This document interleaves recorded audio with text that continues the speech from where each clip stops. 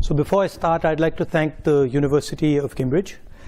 I studied here, and it gave me a lot in terms of knowledge, in terms of understanding. So it's quite a big deal for me to be standing here. I've sat there.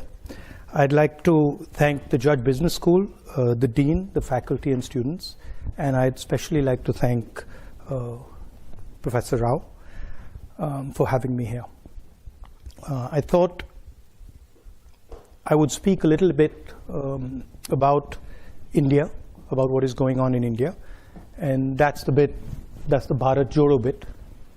And then I would talk about two divergent perspectives on the planet, the American view of things, the Chinese view of things, and how those two are playing out. And then I'd conclude by placing some ideas on the table about how we can think about these two divergent forces. The central thread is about listening, and it's about listening at the individual level, but also listening politically at scale. So not just one person, but listening to millions and millions of people and understanding how they're feeling and how they're responding. Okay?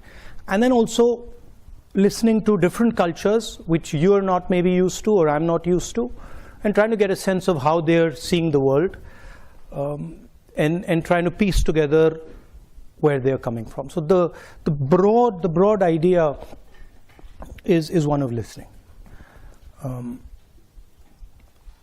Different cultures listen differently.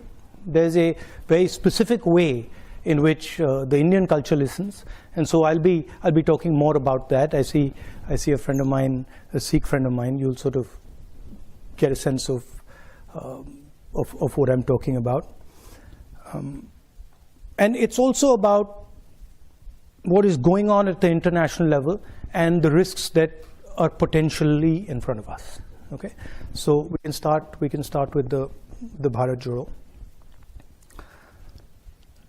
Everybody knows, and it's been in the news a lot, that Indian democracy is under pressure, is under attack, right? I'm an opposition leader in India, and we are navigating that space. What's happening? The institutional framework, which is required for a democracy, parliament, a free press, the judiciary, just the idea of mobilization, just the idea of moving around, these are all getting constrained. So we are facing an attack on the basic structure of Indian democracy. In the Constitution, India is described as a union of states, and that union requires a negotiation, requires a conversation. So it's slightly different than other countries. You can think about it much more at the scale of Europe, right? Multiple different states, much bigger than Europe, requiring a conversation and a negotiation to actually move forward. And it's that negotiation that is actually coming under attack and under threat, right? Here you can see that picture. That picture is taken in front of Parliament House, and that's where a whole bunch of opposition members of Parliament were just standing there talking about certain issues, and we were just locked up and put in jail. And that's happened 3 or 4 times, right? And it's happened relatively violently. That's just an example. And you've also heard of the attack on minorities, the attack on the press. So you get a sense of what is going on. Now, the one way I like to think about it is that Indian democracy is a public good, okay? Because it is by far the biggest democracy. At least 50% of people who live in a democratic space live in India. And so preserving and defending Indian democracy is more than just about India. It's actually about defending the democratic structure and the democratic system on the planet, right? Can we do the next slide? So that's what I described. capture and control of media and the judiciary, surveillance and intimidation. I myself had Pegasus on my phone. Large number of politicians have Pegasus on my phone, on their phone. I've been called by intelligence officers who tell me, listen, please be careful what you're saying on the phone, because we are sort of recording this stuff. So this is a constant pressure that we feel. Cases on opposition. I've got number of criminal libel cases for things that, you know, should under no circumstances be criminal libel cases, but that's the story, right? And that's what we are trying to defend. What we found as the opposition was that it's very difficult to communicate with people when you have this type of an assault on the media, on the democratic architecture. Can you go to the next slide? And so we decided to go back into Indian history and Indian culture, and we decided to use a very powerful tool that has been used in Indian history called the Yatra. And that's Mahatma Gandhi doing a Yatra against the British, which actually broke the back of the British Empire. It's called the Dandi Yatra. My Indian friends here will know about it. And it was a Yatra that raised the issue of a salt tax. It was about 450 kilometers. The idea of a Yatra, it's not just a journey, right?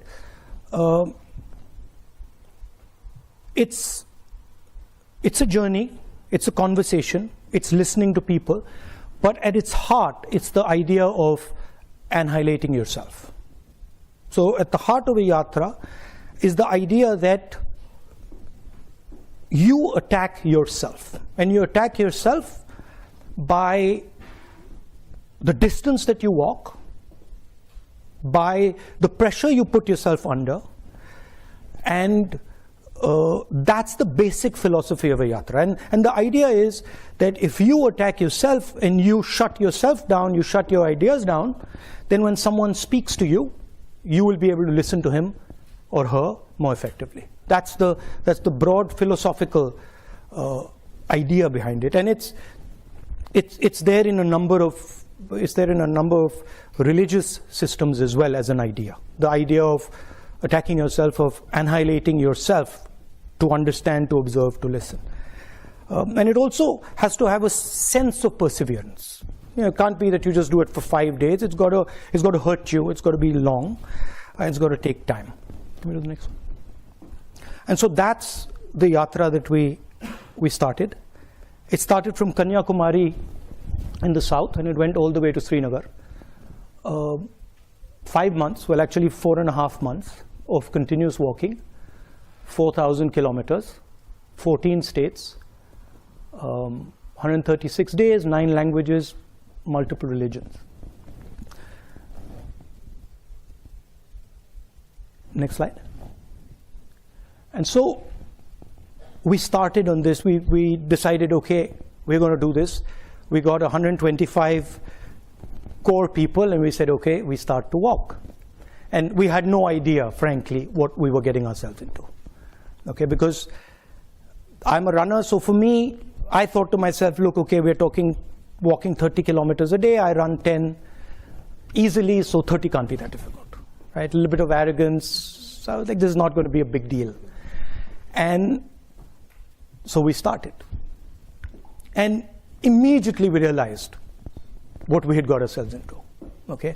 Because this was not actually about the distance at all, right? The distance was almost irrelevant. It was about the energy that was embedded in this thing, right? And the number of people, the scale of the thing, spiraled completely out of control. So it went, in our imagination, it was 120 people walking with, 3,000, 2,000 people coming sometimes. This became 50, 100,000 people. And when you get 50, 100,000 people next to you, it's not easy, because you are just thrown around, right? And the forces are very, very big. to give you an idea, 6 people died, okay, walking this thing. Multiple people broke their legs, arms, and that was the type of energy that was released. What I did early on, I thought to myself, okay, so what is my responsibility in this? What do I have to do?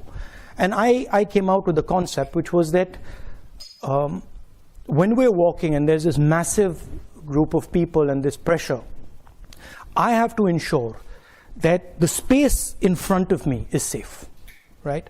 Whether it's a woman who comes, whether it's a young kid who comes, whether it's a handicapped person, whoever comes, that person's got to feel that I'm comfortable, and in this huge energetic system, I'm safe. That was my first idea. And the second idea was, which I told the guys working with us, I said that, look, whoever comes into this space must feel that they've come home, right? They should not feel that this is a political rally. They should feel that they've come to see their, I mean, there were many of us, so they've come to see their brother, or they've come to see their sister, or they've come to see their mother, and they should feel very comfortable over there. And then when they leave, they should have a feeling that I just left home. So we try to make it a personal, emotional connect with people. That was just an idea, and that's the idea here of creating this listening space. Can we do the next one? And that's what the thing looks like, right? And that's so you can see the space around me there, and there's others who are walking with me over there.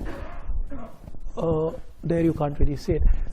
And so there's massive pressure coming into that space, right?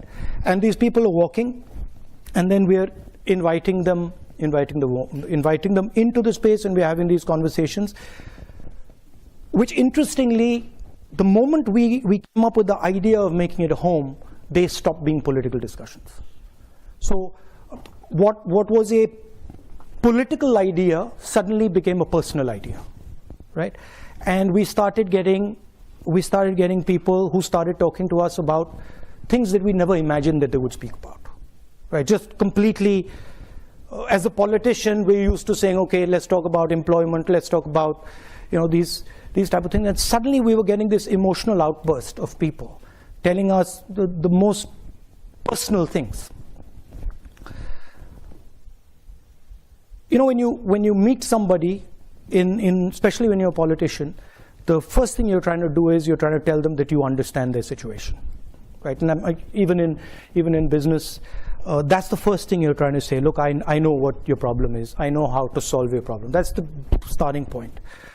So when I began, that was my idea. Somebody had come to me, and I'm a farmer. Oh yeah, your problem is, with the seeds, and your problem is, the fact that you're not getting your insurance money, etc. These type of things, and very quickly that just stopped, because the number of people that I was dealing with, was just too much, and the pain. Then what also started to happen was my knee started to give me trouble. I had an old injury in college which had gone away, and then suddenly that thing started up, right? So in my mind, I was like, okay, I got to make sure that this is under control. And frankly, there's not much I can say now. And I just got to listen to everybody. And so what slowly started to happen is that my desire to speak just started to die, right?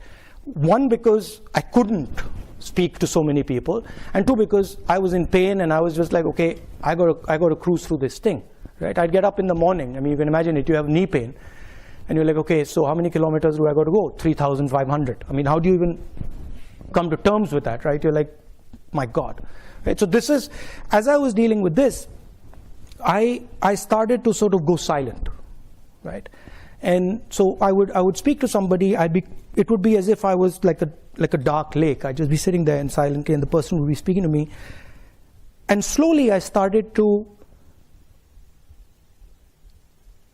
feel many things that I could not feel before, right? So for example, a farmer would come, he'd grab my hand, and immediately when I grabbed his hand, I could tell the suffering that he's been through, the pain that he's been through, the difficulty he's been through. So you started to hear, not just with your ears, you start to hear with your hands, you start to hear, listen with your eyes, you started to look, you're walking with somebody and you can see that he's struggling. So you start to get a sense of what this person is and where he's coming from. Very, very deep sense of that. I'll give you the most shocking example of this, and I said that these discussions started becoming very personal. So we're walking and suddenly these two, and how you can hear in an individual, right, the voice of millions of people. Right? That's what, as a politician, I think about.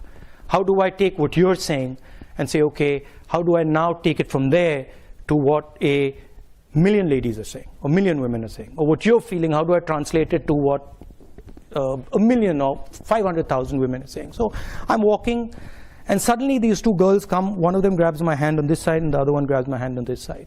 And when they grab my hand, I feel something I've never felt before, right, in their hand. I'm like, this is strange. The way they're holding my hand, there's something strange in it, right? It's like, almost like a desperate way of holding my hand.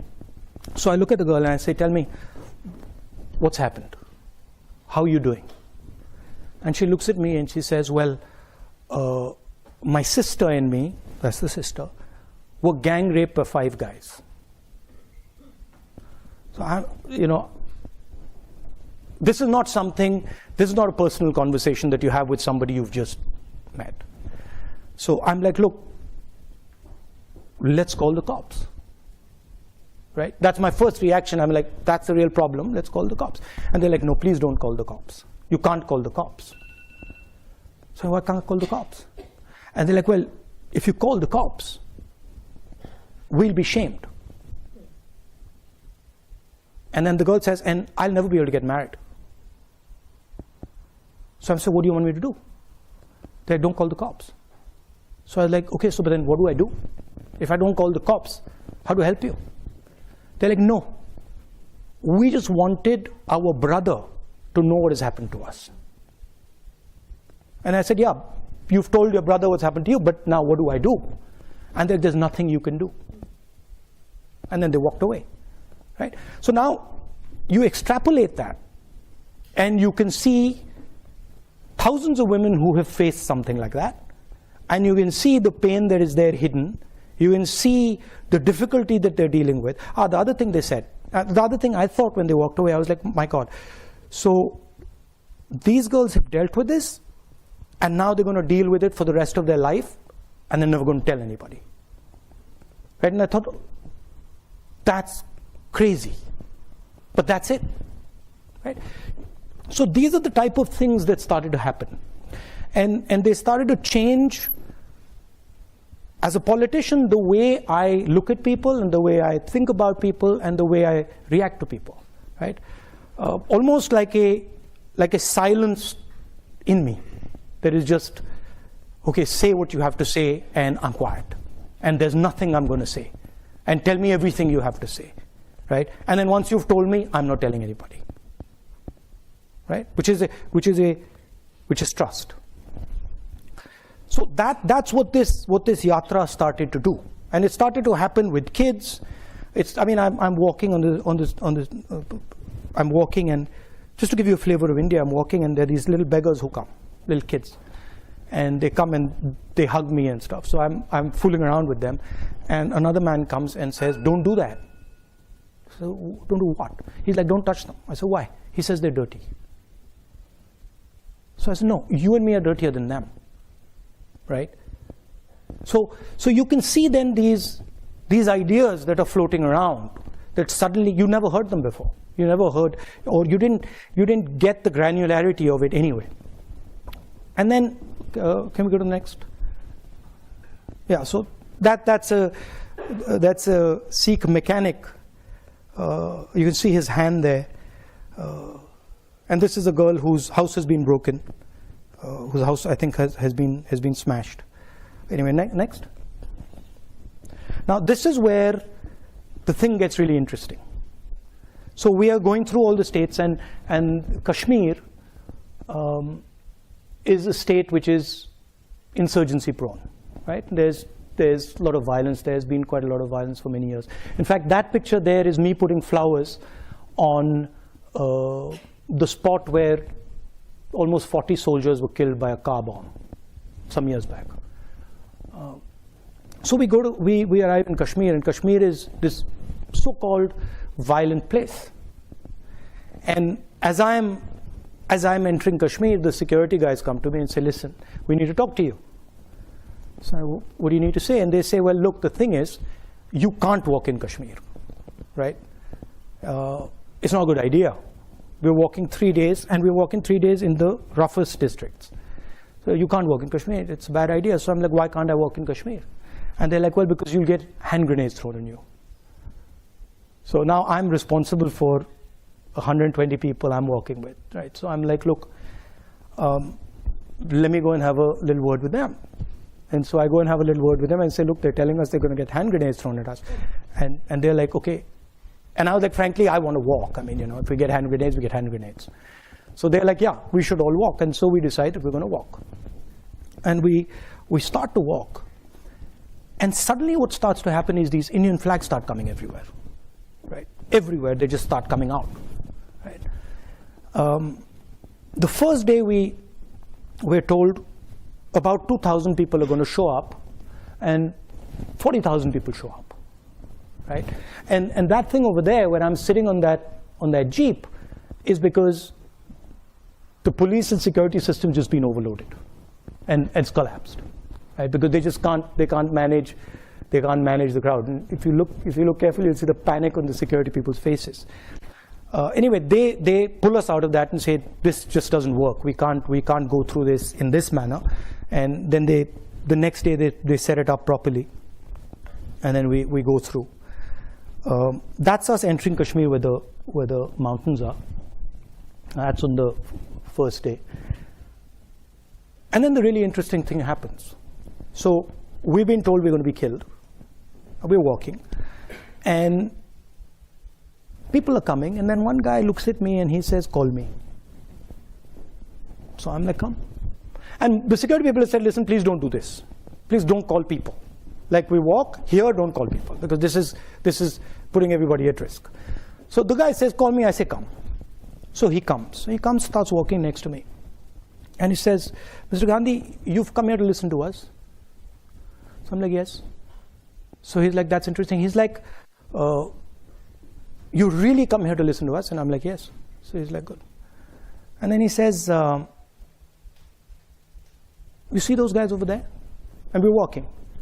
And he says, you see those guys over there? And I'm like, yes, who? He's like, those boys over there. And I'm like, yeah. He's like, the militants, right? Now, militants should normally kill me. In that environment, militants should kill me. And he says, they're there, and they're looking at you. So I look at them, and they give me this sort of, I'm serious, they give me this sort of look. And I'm like, okay, I'm now in trouble, right? Because this guy's just told me this. They give me this look, and I give them this look back, and then we carry on, nothing happens, right? And why I'm telling you this is because they actually couldn't do anything. They actually didn't have the power to do anything, even if they wanted to. Because I had come into that environment listening.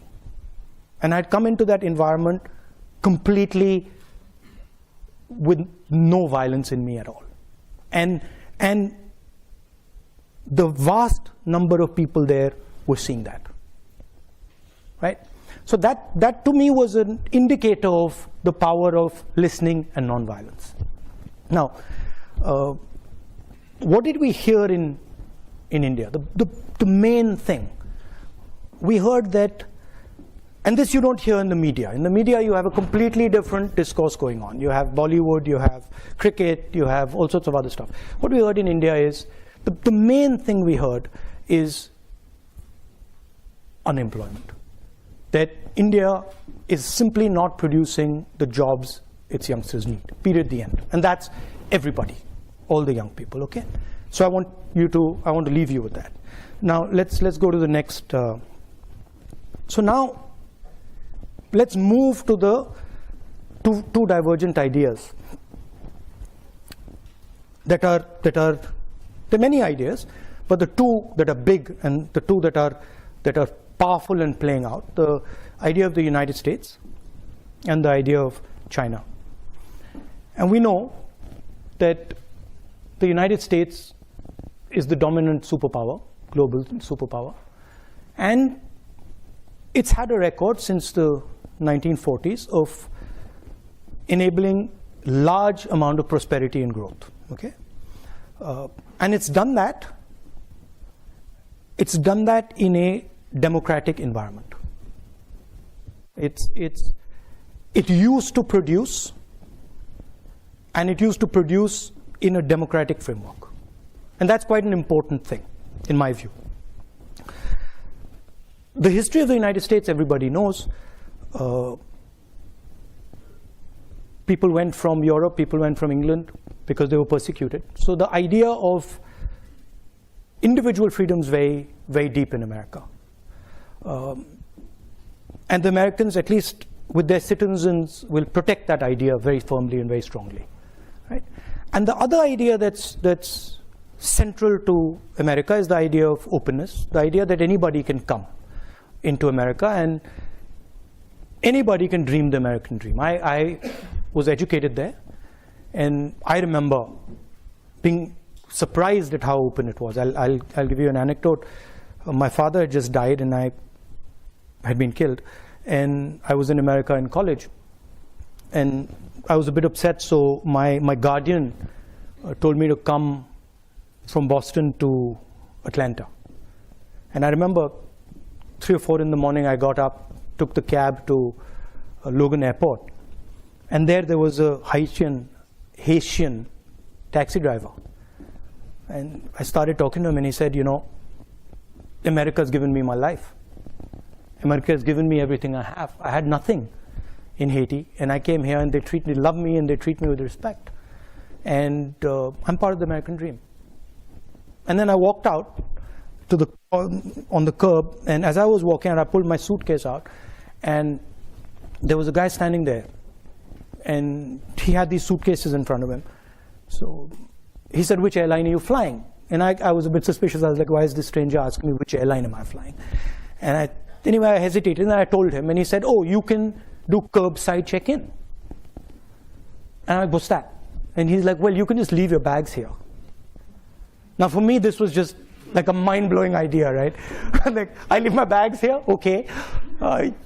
So I was like, no. He's like, no, you can leave your bags here. So I was like, okay, so who are you? And so he pulls out his airline ID. And I'm like, okay, that's interesting. And I leave the bags. And then I walk off. I remember asking myself, when are these guys going to check my ID? Right? I had a passport and my college ID. And when are they going to check my ID? And they didn't check my ID. They didn't check my ID right into the plane. This was pre-9/11. So maybe a lot of you guys don't remember this, haven't felt this. But I was like, what's going on, right? And why are these guys not checking this ID? In my own country, they check my ID. Right? They'll ask me for the passport immediately. And here they're not. What is going on? And I remember sitting on the plane saying, my God, this is an amazing place. I've come here a few months ago, and they've let me through the airport. They've not checked me. And they trust me. They believe in me. Right? And to me, those two ideas are the core of the idea of America. They will make you feel comfortable, and they will protect you. Okay, in America. In America, not outside America often. Okay, outside America, they can do bad things to you sometimes, but in America, they will protect you. Okay? And to me, that's the central idea of the United States, and it's a very powerful idea, and it's been successful, and it's basically built a superpower. It's built an engine that has allowed people to come in, huge amount of innovation, huge amount of technological advancement, many positive spillovers. But now there's a problem, and in my view, there's two problems.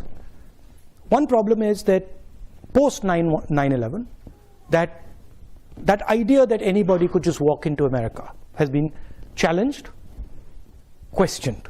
It's been questioned directly by bin Laden, by putting planes into the World Trade Center, by generating huge amount of anger and fear, and that has had a result.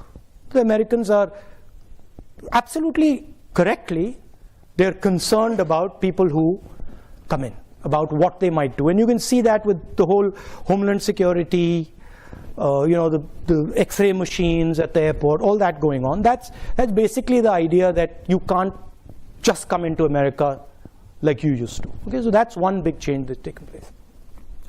And the second really big change that's taken place is that what used to be the strength of the United States, the idea of production in America, the idea of manufacturing in America, has simply left. It's just gone away from America, it's gone somewhere else. Where's it gone? Can you bring the next slide? Where's it gone? It's gone here, right? And it's gone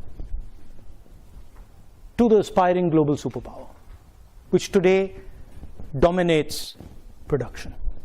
Okay? Now, I've read quite a lot about the Chinese. I've studied them. I've spoken to senior leaders. I've spoken to people who think about China. I'm not an expert, but I have a decent understanding. Okay? So bear that in mind. Now, the way the Americans value individual liberty, the Chinese value harmony. They are not, individual liberty is not central to their idea. Okay? Their idea is much more about the society being in harmony, because they've had massive tremors, right? They've had huge amounts of pain, they've had revolution, they've had civil war, they've had the Cultural Revolution. So what they don't want is that things go out of control, that things spiral out of control and disorder comes, which is legitimate. For them, it's as legitimate as individual liberty is for the United States, right? For them. One conversation that I had really struck me about China, and it's shaped how I think about it.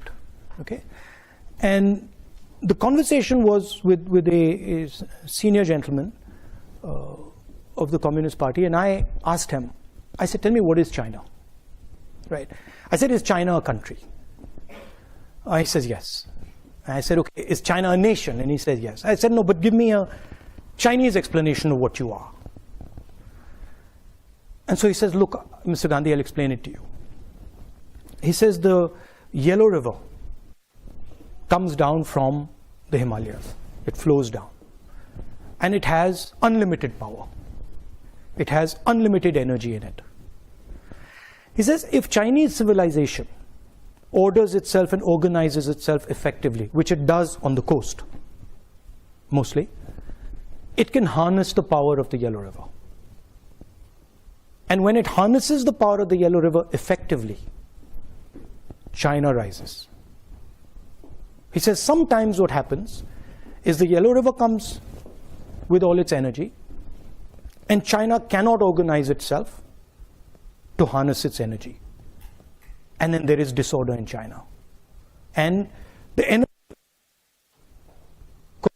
havoc in, and then flows into the sea and is wasted.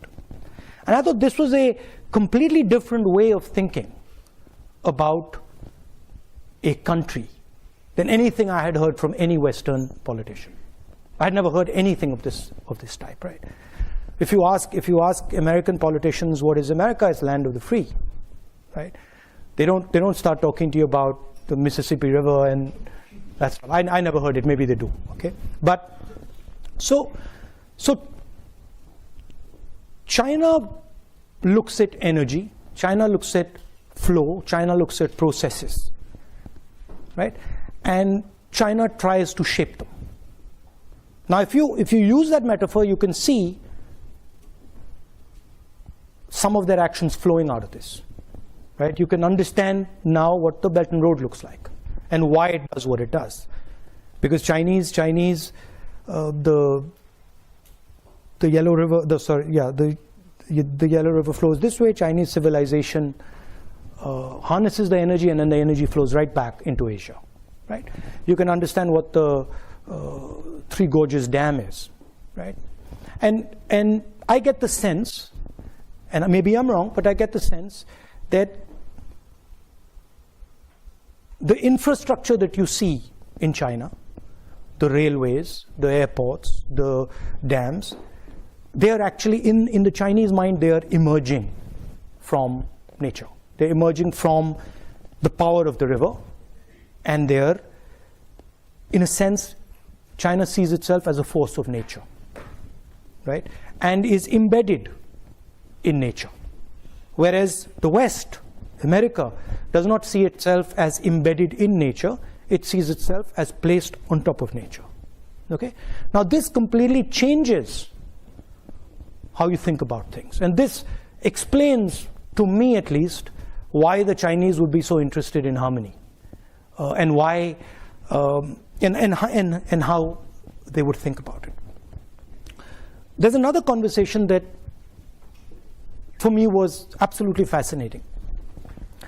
And I started, when I get into conversations, I tend to pester people, ask them silly questions and stuff. So I started asking this other gentleman about IP, right? And I said, look, what do you think about IP? And he's like, no, we completely agree with IP, and IP makes sense. Intellectual property is fundamental. And I asked him a couple of times. And then he made two very interesting observations. So he says to me, in the middle of the conversation, he says, Mr. Gandhi, people don't invent things. Things emerge. Right? Completely different viewpoint. In the United States, Steve Jobs invents something. In China, things emerge. Meaning processes happen, and then out of those processes, things come out. And he says, why should somebody who is, anyway, he says, even if things are invented, why should someone who has invented something have perpetual rights on it? So what if he's invented it? Why should he have a monopoly on the benefits of that thing? To me, this was quite a profound statement. And I said to him, look, the logic is that you give him the right to give him an incentive so that he invents again, right? I said, how do you think about incentives? He says, oh, very simple. The person who runs fastest wins, right? We don't really care if he invented it. If he can run fast enough and other people can't catch up with him, that's good enough incentive for him, right? So here you see two completely different ideas. One, that they're a force of nature, and two, powerful ideas, as powerful as American ideas for them, right? And two, that people are not actually inventing things, processes, energy, things are emerging from processes and energy. Okay? And this makes their worldview completely different. One last thing. The organizing principle of the United States, and something that you're very, very intimately associated with, is the corporation. Your lives will all be about corporation, or most of them will be about corporations and sales and marketing and elements of a corporation. And that's how America organizes itself. And I think embedded in this is the central innovation of the Chinese. Pre-collapse of the Soviet Union, there were two organizational systems on the planet, broadly. There was the American system, Western system, with the corporation, and there was the Soviet system, and in those days the Chinese system with the state. State did what the corporation does. And Post the collapse of the Soviet Union, can we go ahead? Is that no, I think they removed that quote. Post the collapse of the Soviet Union, the Chinese did something very innovative. And if you've heard the quote, you might have heard a quote by Deng Xiaoping saying that it doesn't matter the color of the cat as long as it can catch the mouse. Have you heard that quote? Yeah. So I think what he was saying in that quote was that actually we will organize ourselves using the cooperation, just like the West, right? But we will do one further thing. Inside the cooperation, we will embed the Communist Party. So it's a hybrid. It is exactly like the United States as far as the cooperation is concerned, and then it's got a magic trick in it, which is that inside the cooperation is what they call the instrument of the people, what we call the Communist Party of China, right? And this does something fundamental. What it does is it allows the Communist Party of China to have a full monopoly on information in the country, which the government of the United States doesn't have, or the government of India doesn't have, or the government of most other countries doesn't have, because there's a separation between the state and the corporation. And this gives them a huge advantage in artificial intelligence. It gives them a huge advantage in all sorts of, in cyber warfare, etc., etc. I'm just placing that on the table. So those are the two broad ideas. One is the maritime idea. The other is projecting right through Asia, the Belt and Road. And the contest is basically, is the planet going to be terrestrial? Is it going to remain maritime? What's going to be the balance? And China sees itself as dominating the terrestrial space and contesting the maritime space. That's how it's playing out. Now, to the conclusion. So a couple of things are very clear. The first thing is that there's a huge communication gap between what people are saying and what the media and vested interests are saying. It's just completely divergent, right? And that's a huge problem, because at least in our country, and I'm sure in the West, there's a disconnect between what people are actually feeling and what the media is saying they're feeling. Okay, that's a problem. Second thing, everybody knows that huge amount of inequality is being created, at least in the Western world and in India. A huge, massive concentration of wealth, massive concentration of income, in India, unemployment. So the worst thing that can happen is these two ideas collide with each other, right? Because then everybody's in trouble. And that's something that is not in anybody's interest, right? These ideas have their place. They're not going away anytime soon. But if they collide, it's a huge catastrophe. Can we have the next slide? So there are two things that to me are quite obvious. Number one, that with the technological advances that are taking place, with the communication system, the fact that the world is getting hyper-connected, the planet is basically becoming like an organism, like a connected organism with a nervous system, right? And that means things will move very, very fast. I mean, I don't want to use a bad analogy, but cyanide kills you in seconds because it uses your nervous system, right? And it kills you with almost no energy. It requires very little energy to completely wipe you out. So that's the space we're heading, where things will move very, very quickly and they will infect everything very fast, right? So the first thing we have to think about is the need for a global immune system that listens very fast to escalation that is uncontrolled. And Ukraine would be an example, right? We're sitting here, Ukraine just keeps escalating. Nobody actually knows where it's going to end. So those, in a hyper-connected world, that's a very dangerous thing. And you need institutions and you need thinking that says, okay, these are the type of things that we tamp down immediately. So that's one idea. And the second idea, which I think is fundamental and goes back to the point I raised about India being a public good and being the biggest democracy in the world, we simply cannot afford a planet that doesn't produce under democratic conditions. Okay? Because if democracies do not start producing again, right, they will not survive. Because the tensions that will arise inside the democracy, the inequality that will arise, the anger that will arise will just collapse the democracy. So what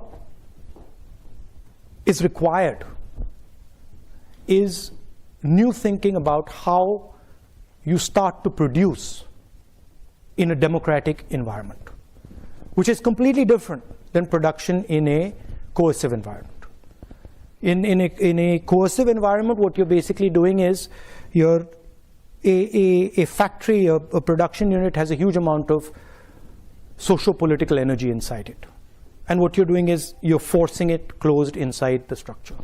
You can't do that in a democracy.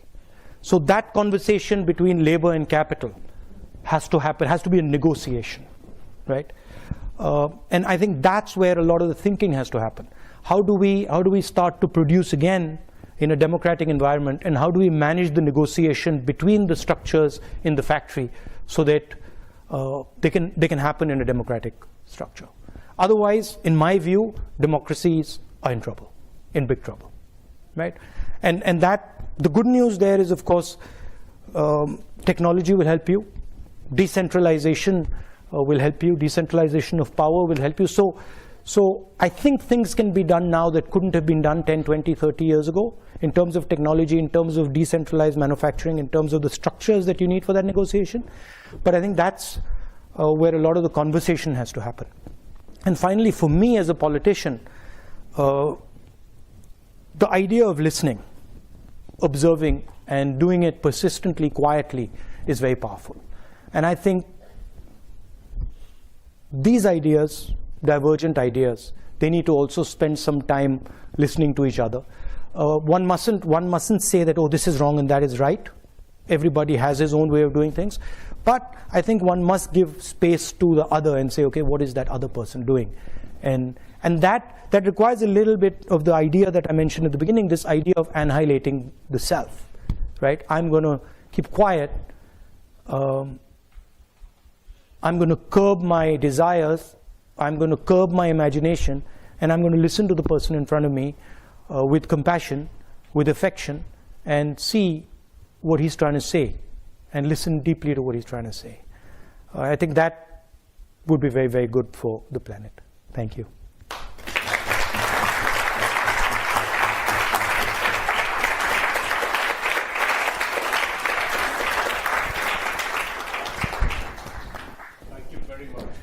Thank you. Profound, yes. I mean, I think we are still thinking about the ideas. Thank you. Thrown at us. Do we have any time for questions? Did I overshoot? Yes. Okay. All right. Thank you. Questions? No, we got some questions from the audience already. All right. All right. First question is, what are your thoughts on the rising power of the right wing in India and its control of key institutions like the media and the judiciary? So when you look at these things seriously, you have to go past the idea of the right wing, and you have to go into what are the forces behind that structure, right? So what is causing that sort of change? Number one, massive concentration of wealth in few people's hands. Number two, complete control of the media as a result of the concentration of wealth. And number three, the lack of production in India, right? So if you have people working in factories, right, they can organize themselves politically. And if you can organize yourself politically, you can get a counterforce to right-wing mobilization. The problem is the bulk of India's people are unorganized labor. So it's very difficult for them to organize. They want to organize, they understand the need to organize, but because they're completely separate, They can't, right? So that's really how to think about it.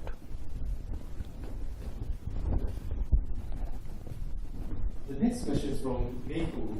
How will you heal what is a highly divisive and polarized India? What would you say to the voters of the opposing party to help bridge differences? Opposing party, you mean the people in power? I mean, I can say a lot, they don't listen. I can keep saying it, they don't listen. So, I think, can you show me that picture of the large crowd there? Not that one. That's a different type of crowd. That's a different type of crowd.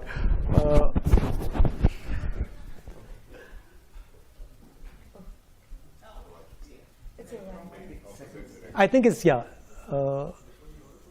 It's a second, it's earlier. This one.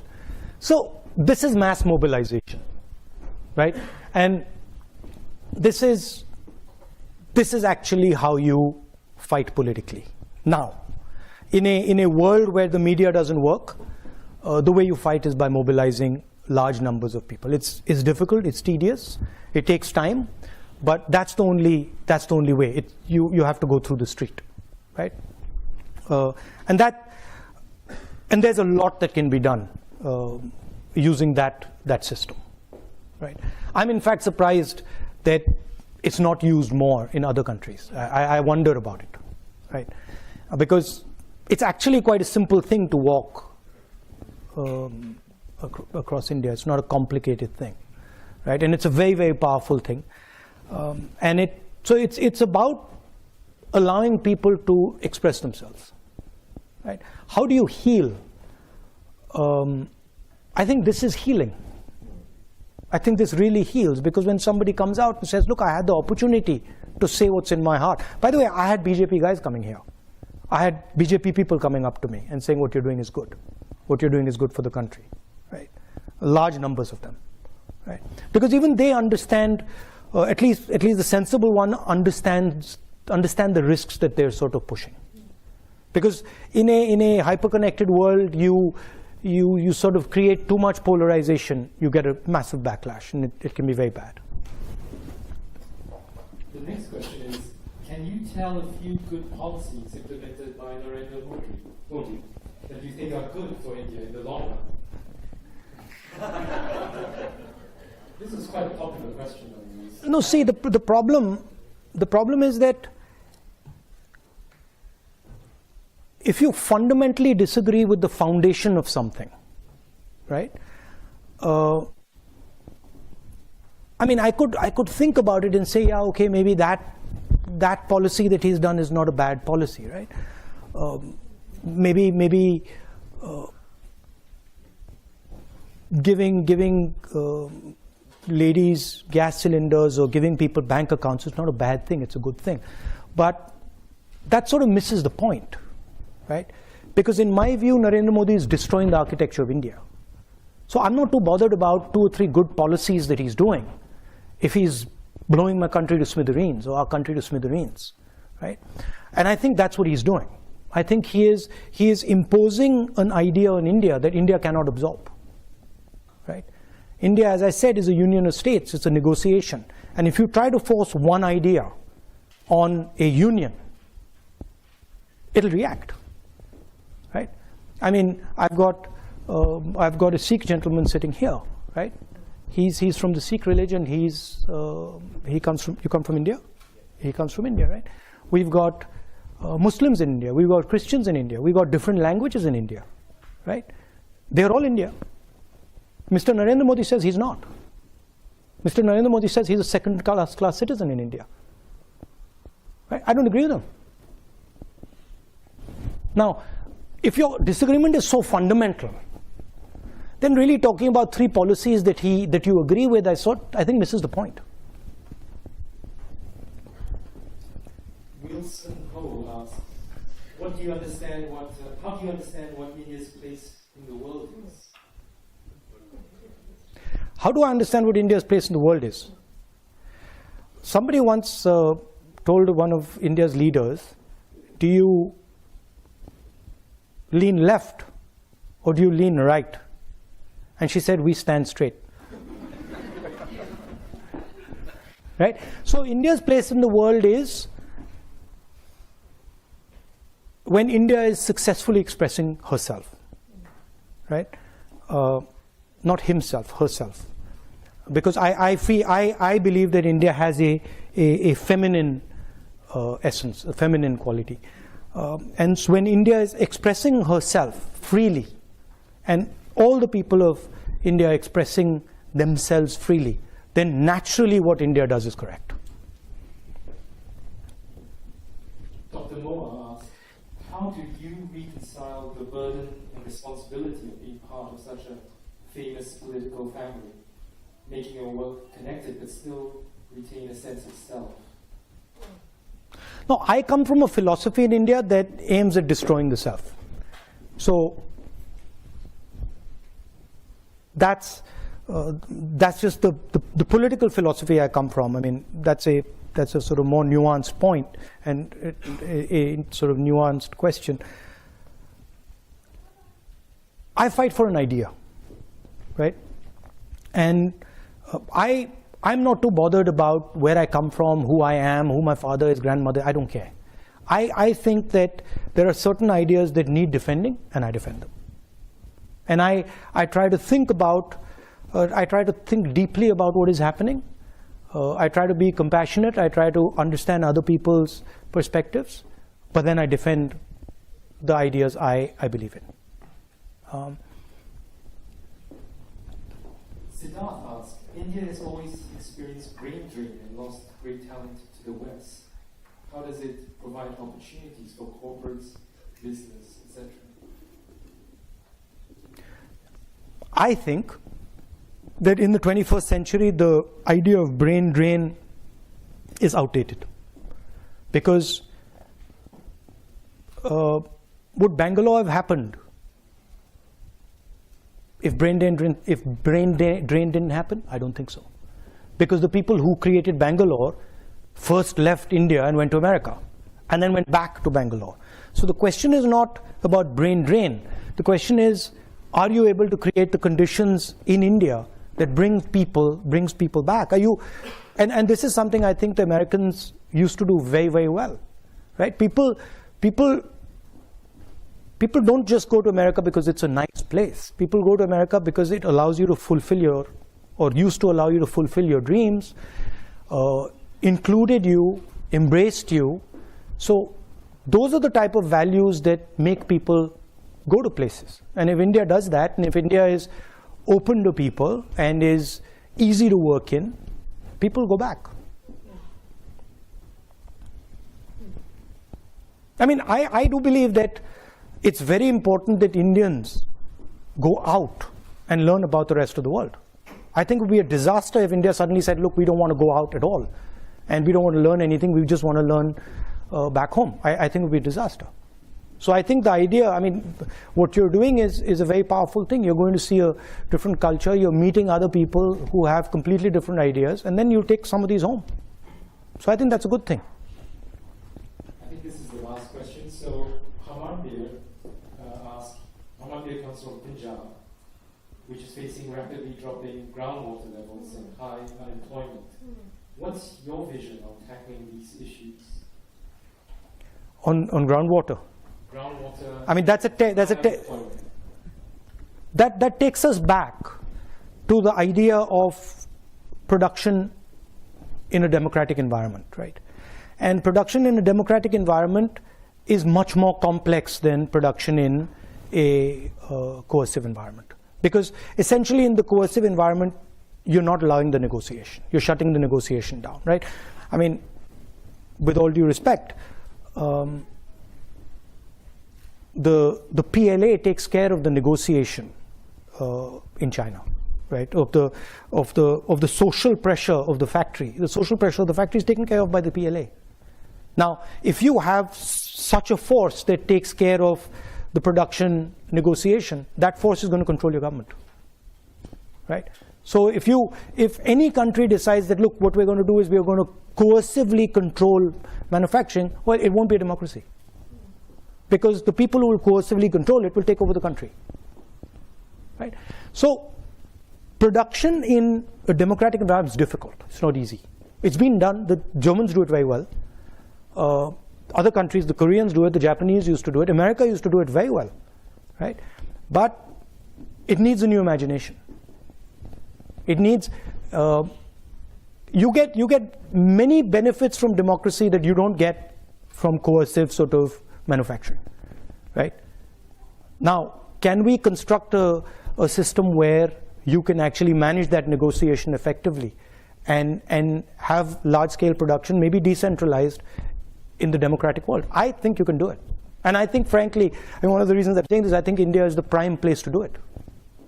It is the best place on the planet to attempt it. There are many different models possible in India. There are 30 different states. I think it can be done there successfully.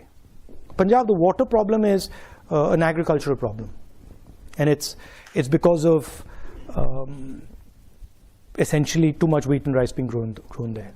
So you have to change the agricultural cropping pattern, which is very complicated because it's sort of linked to something called the MSP, which is a technical thing, and we don't want to go there. I'm afraid that is all we have time for, but there is a reception where you can come and say hello to. But thank you very much. Thank you. It was an absolute dream to listen to you. Thank you. Very much. Thank you.